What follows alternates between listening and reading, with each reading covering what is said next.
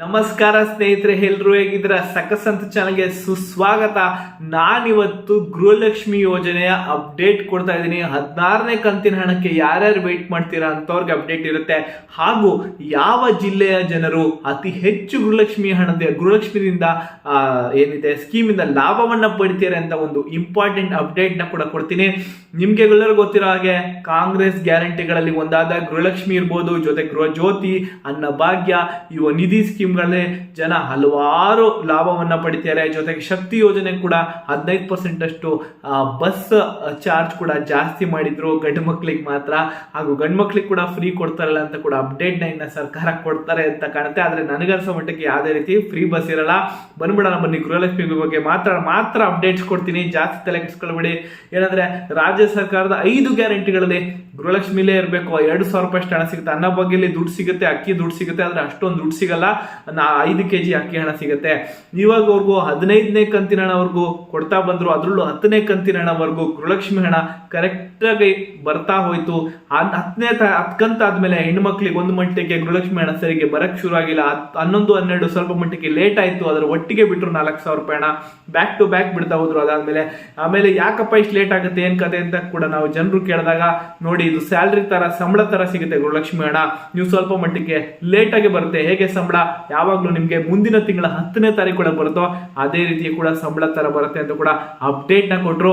ಹಾಗೂ ಗೃಹಲಕ್ಷ್ಮಿ ಯೋಜನೆ ಆಗ್ಲಿ ನಿಮ್ಗೆ 30,000ದಷ್ಟು ಹಣ ನಿಮ್ಮ ಅಕೌಂಟ್ಗೆ ಬಂದಿರಬೇಕು DBT ಮುಖಾಂತರ.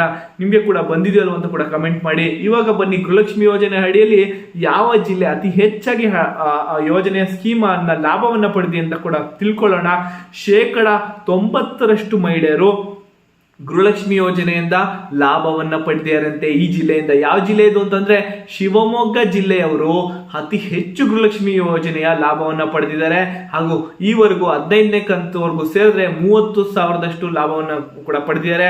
ಹಾಗೂ ಇತ್ತೀಚೆಗೆ ಒಂದು ಅಪ್ಡೇಟ್ ಇನ್ನೊಂದು ಬಂತು ಅಂದ್ರೆ ಗೃಹಲಕ್ಷ್ಮಿದು ಏನಂತ ಅಂದ್ರೆ ಏನಿದೆ ತೃತೀಯ ಲಿಂಗಿಯರಿಗೆ ಕೂಡ ಗೃಹಲಕ್ಷ್ಮಿ ಹಣವನ್ನ ಕೊಡ್ತಾ ಇದ್ದಾರೆ. ಪ್ರತಿಯೊಂದು ಜಿಲ್ಲೆಯಲ್ಲೂ ಕೂಡ ಕೊಡ್ತಿದ್ದಾರೆ ಅಂತ ಒಂದು ಅಪ್ಡೇಟ್ ಬಂದಿತ್ತು. ನೀವು ಕೂಡ ನಿಮ್ಮ ಗೃಹಲಕ್ಷ್ಮಿ ಹಣ ನಿಮ್ಗೆ ಸರಿಗೆ ಬರ್ತೀವಿ ಅಂತ ಕೂಡ ಕಮೆಂಟ್ ಮಾಡಿ ತಿಳಿಸಿ. ಯಾರ್ಯಾರು 15ನೇ ಕಂತಿನ ಹಣ ಸರಿ ಬಂದಿ ಅಂತ ಕೂಡ ತಿಳಿಸ್ಕೊಡಿ. ಇವಾಗ 16ನೇ ಕಂತಿನ ಹಣಕ್ಕೆ ವೆಯ್ಟ್ ಮಾಡ್ತಿರೋರಿಗೆ ಅಪ್ಡೇಟ್ ಏನಪ್ಪಾ ಇದು. ಇಲ್ಲಿವರೆಗೂ ವಿಡಿಯೋ ನೋಡಿದ್ರೆ ದಯಮಾಡಿ ವಿಡಿಯೋಗೆ ಲೈಕ್ ಮಾಡಿ. ಹಾಗೂ ಎಲ್ಲ ನಿಮ್ಮ ಫ್ರೆಂಡ್ಸ್ಗೆ ಯಾರ್ಯಾರು ಗೃಹಲಕ್ಷ್ಮಿ ಹಣಕ್ಕೆ ವೆಯ್ಟ್ ಮಾಡ್ತಾ ಇರ್ತಾರೆ ಅಂತವ್ರಿಗೂ ಕೂಡ ವಿಡಿಯೋನ ಶೇರ್ ಕೂಡ ಮಾಡಿ. ಏನಂತ ಅಂದ್ರೆ 16ನೇ ಕಂತಿನ ಹಣಕ್ಕೆ ಯಾರ್ಯಾರು ವೆಯ್ಟ್ ಮಾಡ್ತಿರ್ತಿರೋ ಅಂತವ್ರಿಗೆ ಏನು ಅಪ್ಡೇಟ್ ಅಂದ್ರೆ, ಇವಾಗಲೇ ಸಂಕ್ರಾಂತಿ ಬಂದ ತಕ್ಷಣ ಅಪ್ಡೇಟ್ ಕೊಟ್ಟಿದ್ರು ನೋಡಿ ಗೃಹಲಕ್ಷ್ಮಿ ಹಣ ಬರುತ್ತೆ ಅಂತ. ಇವಾಗ ಬರ್ತಿರೋ ಹೊಸ ಅಪ್ಡೇಟ್ ಏನಪ್ಪಾ ಅಂದ್ರೆ, ನೋಡಿ 2 ರಿಂದ 3 ದಿವಸದೊಳಗೆ ನಿಮಗೆ ಹಣ ಬಂದು ನಿಮ್ಮ ಅಕೌಂಟ್ಗೆ ಬರುತ್ತೆ. ಕೇವಲ ಒಂದು 3 ದಿವಸದೊಳಗಾಗಿ ನಿಮ್ಗೆ ಗೃಹಲಕ್ಷ್ಮಿ ಹಣ ನಿಮ್ಮ ಅಕೌಂಟ್ಗೆ ಬರುತ್ತೆ. ನಿಮ್ಮ ಅಕೌಂಟ್ ಅಲ್ಲಿ ಬರುತ್ತೋ ಇಲ್ಲಿ ಬಂತಿದೆಯೋ ಅಂತ ಕೂಡ ನಮಗೆ ಕಮೆಂಟ್ ಮಾಡಿ ತಿಳಿಸಿ. ಹಾಗೂ ಫಸ್ಟ್ ಬೆಳಗಾವಿ ಜಿಲ್ಲೆಗೆ ಬರುತ್ತಂತೆ. ಹಾಗೂ ಬೇರೆ ಜಿಲ್ಲೆಗಳಿಗೆ ಯಾವಾಗ ಬರುತ್ತೆ ಅಂದ್ರೆ, ಮೊದಲ ಹಂತದಲ್ಲಿ ಬೆಳಗಾವಿ ಜಿಲ್ಲೆಗೆ ಬಂದ್ರೆ ಅದಾದ್ಮೇಲೆ ಬೆಳಗಾವಿ ಆದ್ಮೇಲೆ ಬೀದರ್, ವಿಜಯಪುರ, ಬಳ್ಳಾರಿ, ಗದಗ, ಬಾಗಲಕೋಟೆ, ಹಾವೇರಿ, ಕೊಪ್ಪಳ, ಯಾದಗಿರಿ, ಚಿತ್ರದುರ್ಗ, ಬೆಂಗಳೂರು ಮತ್ತು ಕೋಲಾರ ಜಿಲ್ಲೆಗಳಿಗೆ ನೆಕ್ಸ್ಟ್ ಬಿಡ್ತಾ ಹೋಗ್ತಾರಂತೆ. ಹಾಗೂ ನೀವು ಯಾವ ಜಿಲ್ಲೆಯಿಂದ ವಿಡಿಯೋ ನೋಡ್ತೀರಾ ಅಂತ ಕೂಡ ಕಮೆಂಟ್ ಅಲ್ಲಿ ತಿಳಿಸ್ಕೊಡಿ. ಹಾಗೂ ನಿಮ್ಗೆ ಇಷ್ಟು ತಿಂಗಳವರೆಗೂ ಹಣ ಸರಿಗೆ ಬಂದಿಲ್ಲ ಅಂತ ಕೂಡ ನಮಗೆ ಕಮೆಂಟ್ ಅಲ್ಲಿ ತಿಳಿಸ್ಕೊಡಿ.